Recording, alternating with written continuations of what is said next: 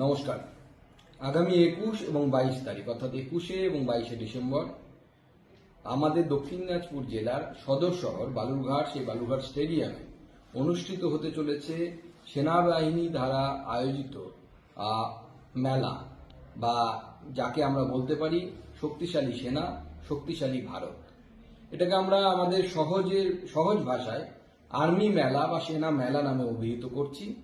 এখানে ভারতীয় সেনাবাহিনীর তরফ থেকে ভারতীয় সেনার ব্যবহারকারী বিভিন্ন অস্ত্র শস্ত্র, যা অপারেশন সিঁদুরেও ব্যবহার হয়েছিল, সেই ধরনের অস্ত্রশস্ত্রের প্রদর্শনী হবে।